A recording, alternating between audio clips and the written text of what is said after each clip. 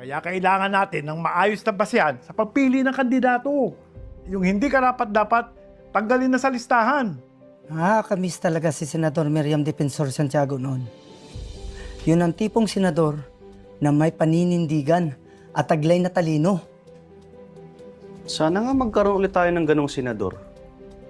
You may not like the person, you may not like her presence here, but you have to respect the office of the Vice President.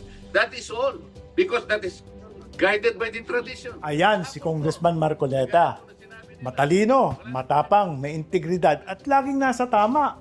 Sabi nga nila, yan ang lalaking bersyon ni Senator Miriam. Yan ang klase na kandidato na gusto ko. May malasakit at magmamahal sa bayan. Ayan ang hinahanap natin ngayon. Hindi lang matalas at matalino, kundi malinis pa at pulido ang serbisyo.